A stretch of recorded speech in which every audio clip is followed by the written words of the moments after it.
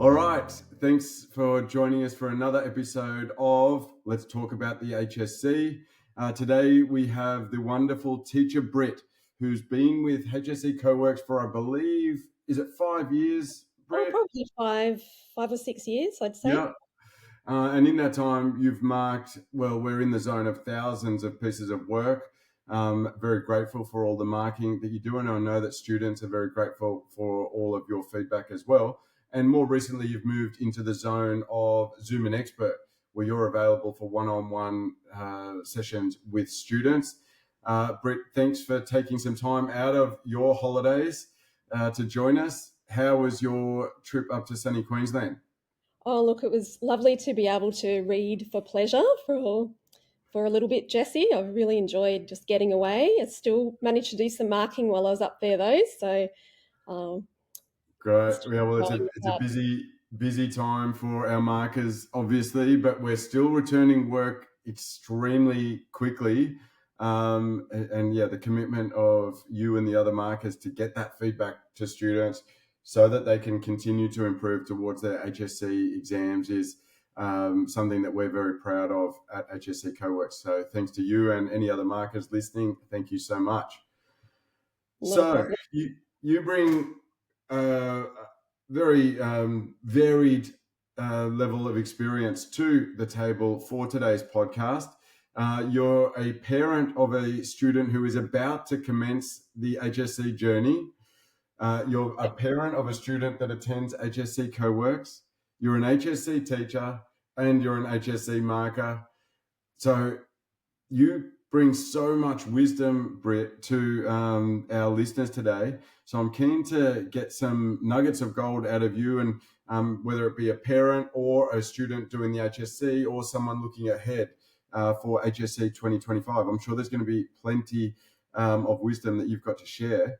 Why don't we make a start with parenting Year 11 students? They've made it to the pointy end of the HSC, or sorry, of their 13 years of schooling.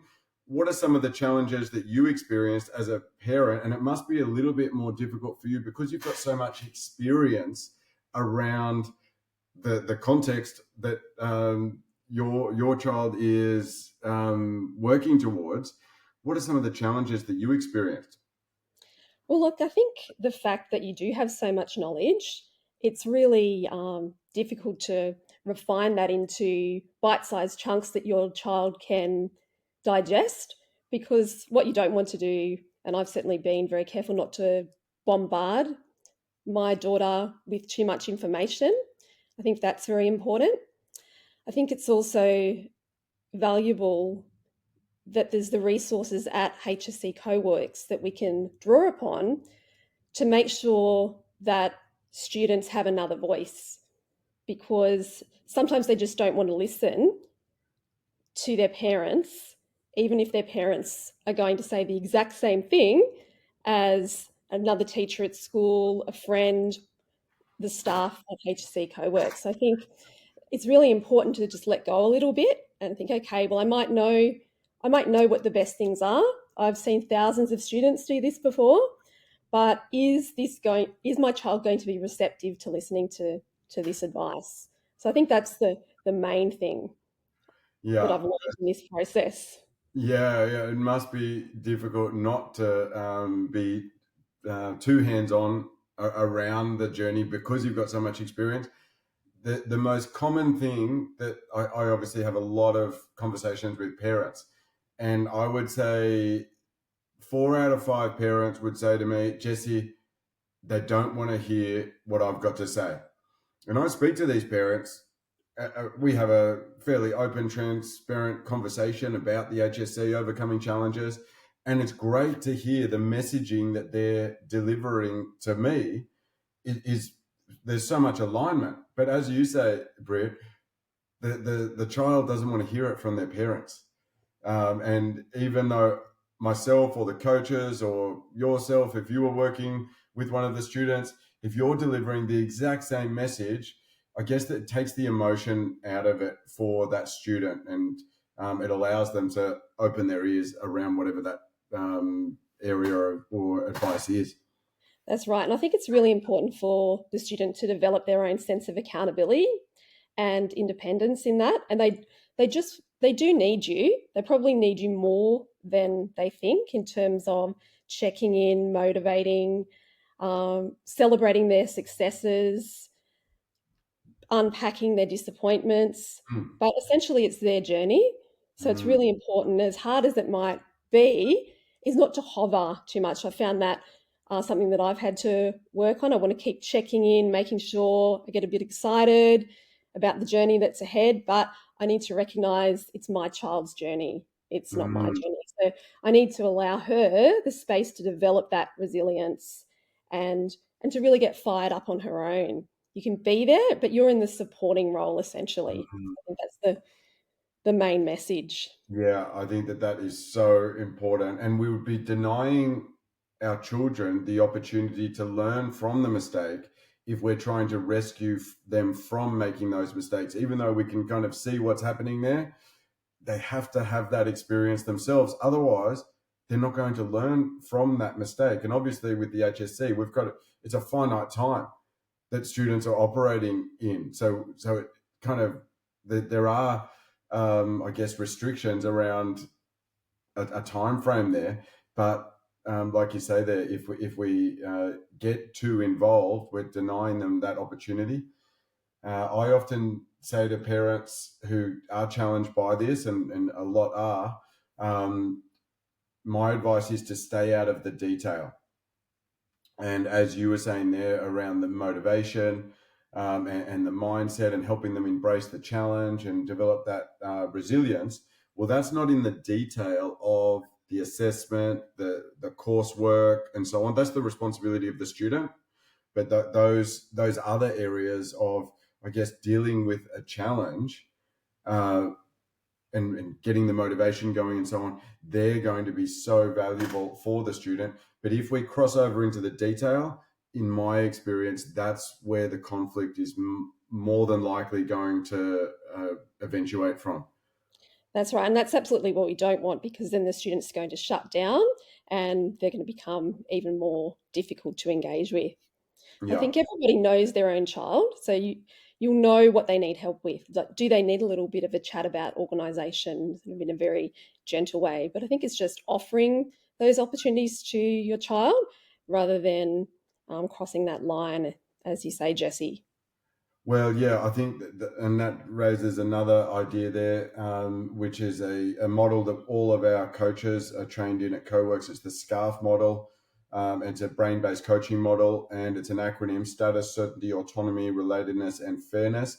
But autonomy, the choice there. So asking the question, can I help at all with that? And getting the students buy-in around, yeah, actually that would be great if I could get some help with that organization. But if they say no, I don't want that help, okay, well, I'll let you, I'm here if you need me. Yeah, absolutely. So obviously you've dealt with many parents as an HSC teacher and teacher of many years yourself. What are some of the things that you think that you would love for parents to know about the HSC process? What any advice there based on your experience? Well, look, I think parents are already aware that it's quite a stressful time, but it's going to be stressful for themselves as well. So parents need to think about their own self care, making sure that they're there as a support, and but that they're not absorbing any of the stress that comes as part of being in the HSC. So I think that's very important. I think that that is really good advice. I mean, we all feel better when we've done something that's classified as self care, a bit of a brisk walk or some exercise or whatever it might be, reading a book, as you say there. And that would be the exact same advice that we would give to an HSC student.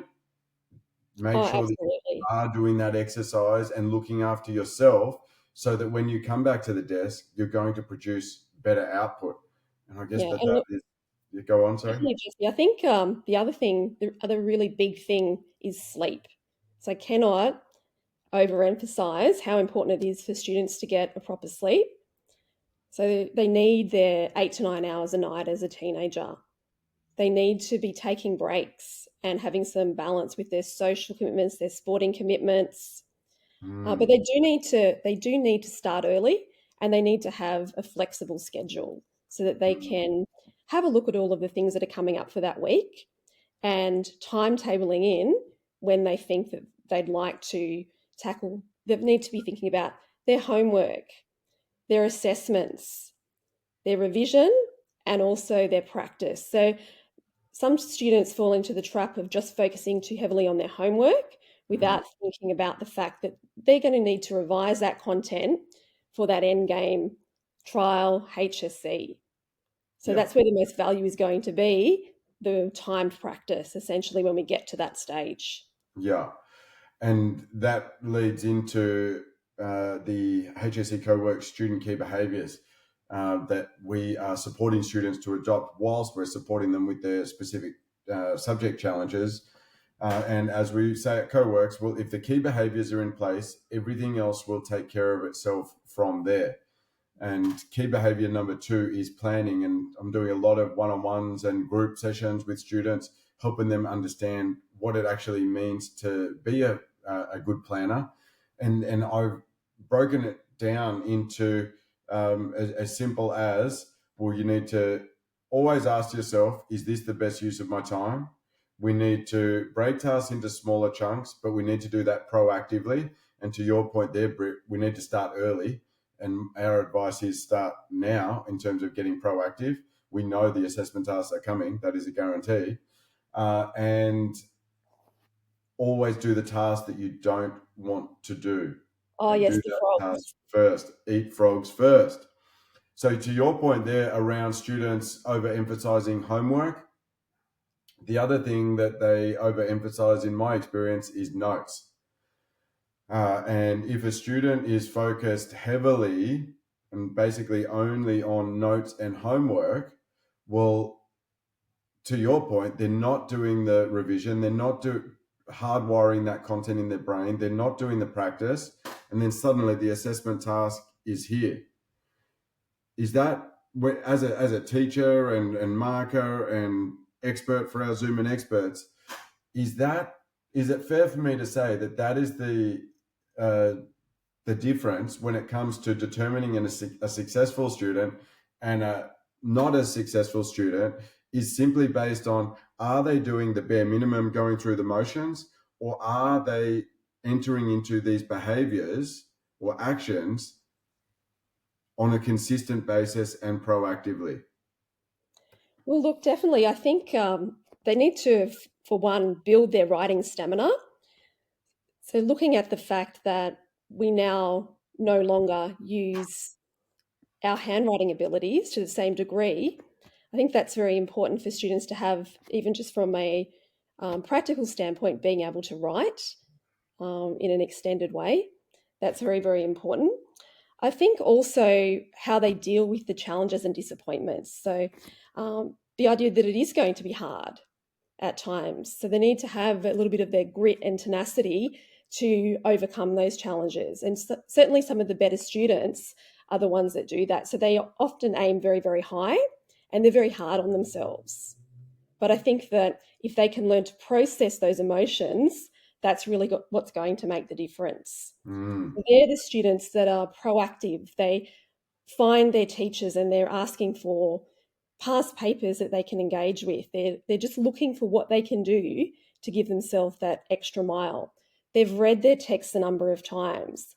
They research the context. They really understand, so that they have that practice of being able to reshape their information instead of just focusing, as some students do, on a pre-prepared response. And we can't stress it enough that that's not going to cut it when it comes to the HSC, because it is so unpredictable, the styling of the questions, and it really cuts you off from being able to access those top mark bands if you go in with a pre-prepared response. Mm. Okay, so getting proactive, and a lot of those tasks that you're describing there might be also described by some students as the task that they don't want to do. So getting That's right. proactive, doing the task that you don't want to do, doing the practice writing, making mistakes, being resilient, getting the feedback, repeat, repeat, repeat. Absolutely. So, uh, your key behavior of training daily, I think, is really important as well. And developing that consistency, even when you don't feel like it as a student, is really, really important. So, I think the streaks idea that you have there at CoWorks is something that the students have, in my experience, have really responded to. It sort of mirrors that social media streaking, Mhm. and it can be an external motivator. So we obviously need that to work together with their internal motivation, so they can think about, well, how do I want to feel at the end of this HSC journey? Do I want to feel like I've left anything in the tank here, or do I want to feel like I've done my absolute best? And that is what it's all about. Because if you've done everything that you can and you did your best, you're ready for whatever challenges come your way. And with the streaking, as I say to students, you're building the habit of doing something every single day that you don't want to do. And I think that you raise a really good point there, Britt, whether you feel like it or not. Because if we're driven by our feelings, whether it be the HSC or other challenges that we're encountering in life, no one is ever going to feel like doing a practice essay, but I'm going to do it anyway because Absolutely. that is the process I need to enter into to improve. But the other, I guess, why would someone have the motivation and drive to do those tasks that they don't want to do? Well, we haven't gone in order here, but key behavior number one is engage your vision. And the students that you're describing that are curious, doing the research, coming to see their teacher to ask for extra questions or extra advice or submitting works at essays at CoWorks, those students are engaged with why they're doing the HSC. That's And right. So they generally have an idea of what they want to do after they've finished school. So that can act as a valuable motivator. But even if your student or your child doesn't know, I think they can still have the goal that this is what I want my life to look like. So I think your vision boards at CoWorks are very valuable for that, for picking pictures that will inspire and motivate to get that student on track. And just to know that they want to aim high and they want to do the best that they personally can yeah, for whatever that may and look like. yeah, and that will create options and they can work it out later in terms of Mm, that course. But the feelings, rewards, the benefits, that is the common trait of successful students in my experience. They are very connected to all of the exciting rewards, benefits, feelings that will come to them as a result of consistently doing the task that they don't want to do. And often in the case with English, they don't want to do those tasks. I had a call with a student today just about to start HSC 2025, and I said, "How excited are you about the Merchant of Venice?" And she said, "Not at all. I hate English." Well, we've got to take this on. We've got to start taking proactive action, whether you feel like it or not. And we cannot wait until natural urgency kicks in, because if we wait until natural urgency kicks in, what's the problem with that? And as I Panic. asked the student, Yeah, I've run out of time. yeah, Now, absolutely. in your Zoom and experts, you must from time to time come across students that uh, they are waiting for natural urgency to kick in. They haven't engaged the why early enough. They weren't proactive. When you're dealing with a student like that, how does it impact their ability to execute and think clearly in your experience? Well, look, I think if they haven't spent time with their text, it's usually much more valuable a session if a student comes with a draft. So they've at least planned out their ideas. So then I've got something there to talk with them about and to move them in the right direction. But very often we get students who are reluctant to engage with English, as you say, and they may not have a very good understanding of the text at all. So it's very difficult in my role to fill in those gaps for the student and to point the student in the right direction with limited time. So I can only say start early, read the text multiple times, have a look at some sample responses if you're getting stuck and you need to see what it looks like as a finished product. So that's always a useful strategy. Yeah, and on the CoWorks website, there are sample essays for all English texts, and great place to start to wrap your head around what's going to be expected of me for this text. As a teacher, when you're teaching a particular text or module, does it make your life easier? I think I know the answer to this question, but I'm going to ask it anyway. Does Sure. it make your life easier, or how much better does it make your life if the students know the text, they've done the research, as opposed to them just being totally vague and unaware and waiting for you to essentially carry them up the mountain? Well, it means that I can push students a little bit further. So if they've already got the basics, we don't need to spend time with the content as such. We can be grappling with new ideas, trying to reshape them, using some of the class time to engage in collaborative discussions. But if they don't know their text, that becomes very challenging. Yeah, and it's key behavior number 6, and sorry, listeners, for jumping around these key behaviors, but key behavior number 6 is own it. And there's only one person that can make an HSC vision an HSC reality, and that is the student. And the role of the teacher is to support the student as opposed to do all of the work for the student. Do you ever come across students that are confused by that idea and do think that the role of the teacher is to do the work for them?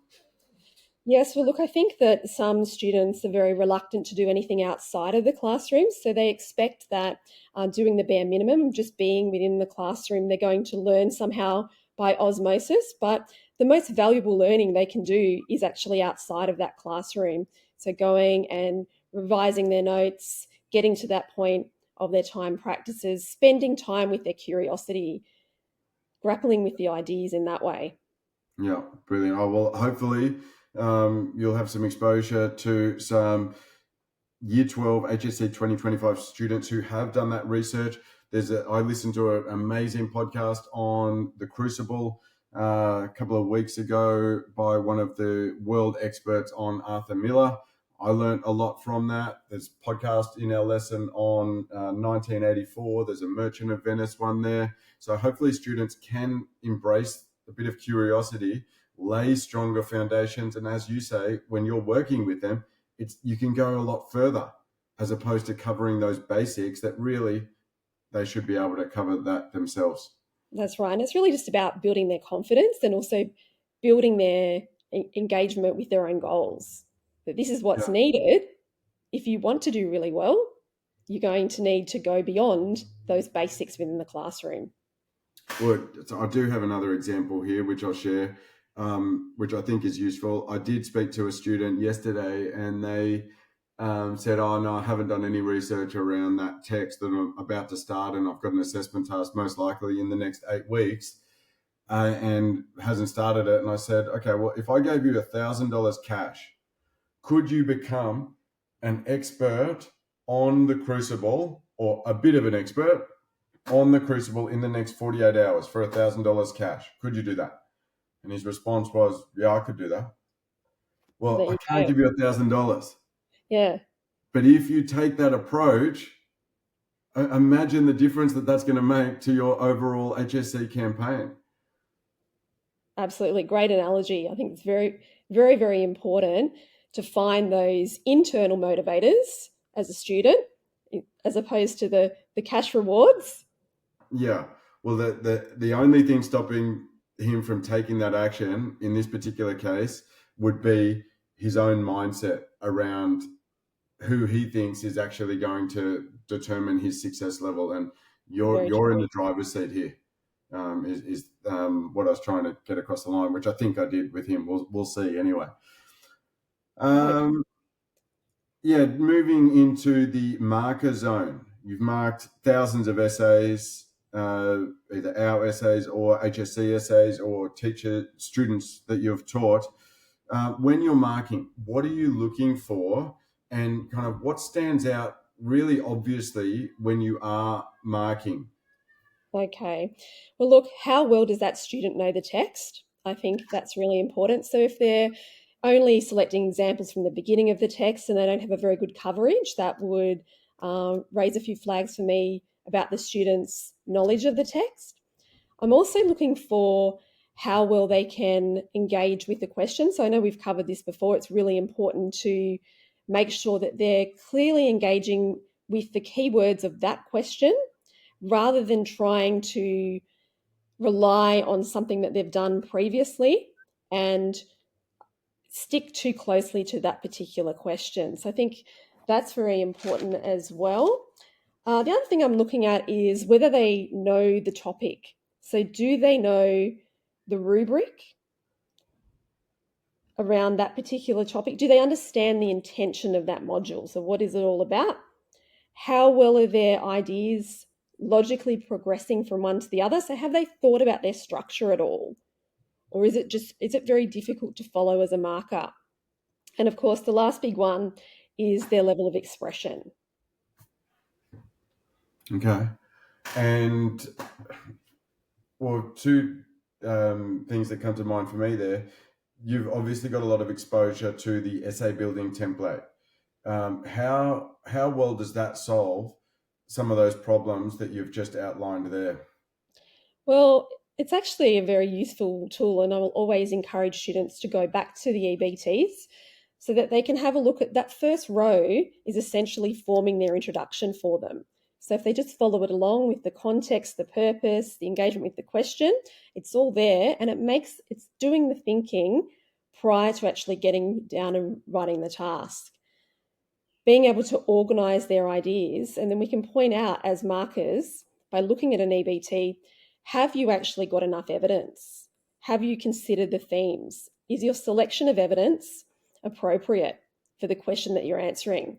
Is the analysis what we're looking for? Do we have the depth of analysis there? So all of those things can be covered off by using the EBT rather than spending all of the time on the essay itself. We need to look at the EBT as that first point of preparation. So it's and for some reason, students try and skip the EBT process. They just want to get straight into the essay. Yeah, I have Any, noticed a little bit of that. Yes. yeah, what would be your guess as to why a student doesn't want to invest their time into assembling the ingredients and creating a structure so that they have got a line of argument? Any idea from your experience as a teacher as to why students seem to want to skip that step? I suppose they just perceive it as additional work, or they think that Mm. their approach is better. They know what they're doing, but I cannot discount it as a valuable tool. And I encourage anybody that I speak to and Zoom an expert to definitely start there, particularly in those early days when we're just learning what needs to be done for the HSC. It's Mm. just so important. And sorry, just another question around this. If you're marking an essay that clearly hasn't got the appropriate structural foundations in place, compared to an essay that has used an essay building template or it's got a really strong structure, whether they've used an essay building template or not, what's the experience like for you as a marker marking those two different types of essays? Well, it can be a little bit frustrating when you want to reward the student for what they do know, but they're just not executing it in the appropriate way. So I'd really encourage students to think about that. If you know your text, you're doing yourself a disservice if you don't plan out your ideas before you go.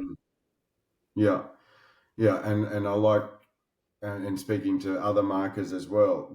You're always looking for opportunities to give those marks to the students. Most definitely, it is a positive experience. We're not looking for ways to deduct the marks. We're Mm. trying to be as fair as possible, looking at the criterion and rewarding accordingly. We want students to do well, essentially. Yeah, yeah, exactly. So, and if you follow a clear structure, then you're making it easier for the marker to positively mark it. Correct. Excellent. Okay, so I think that I've covered all of the things that I wanted to touch base and the wisdom that I wanted to extract from you to share with our listeners. But I do have one more question for you, Britt. the HSC year is coming up for you as a parent. So Yes. how excited are you as a parent about what is to come? Or is it that you're excited to be 13 months from now? Look, I think it's a little bit of both. I'm actually quite proud of the journey that my child has continued on for year 11, but I can really see the potential that's possible in this year. So there will be a lot of growth there. And look, I know it's going to be a tough year, but I think it's an exciting year as well for parents and students alike. Yeah, and I think that to me is just the most important point that I really want everyone to understand, that the person that a student becomes, a man or a woman that they become as a result of overcoming this challenge, that is the most important thing. But they cannot become the person who's determined, resilient, persevering, driven, etc., without going through the challenge. So I like that you're excited, because I assume that you know that as a result of your child going through this process, she's going to learn and develop and mature, ready for the next exciting stage. Absolutely. And look, I'm already just so impressed with how far she's come. So I can't wait to see what happens throughout the course of this year. Oh, that's excellent. But no doubt you still will be looking forward to 13 months from now, where you can spend more time reading books and relaxing. Uh, Britt, thank you so much for your time today. It's been a pleasure to speak with you, and I've got no doubt that this discussion will be useful for parents and students alike. Thank you so much. Thank you, Jesse. Well, hopefully, some of what I've said resonates with people and is helpful. No doubt at all. All right. Thanks for listening, people. Look out for our next episode, whatever that might be. But otherwise, Britt is going to continue to mark essays and get our students ready for their exams starting next week. Thanks, everybody.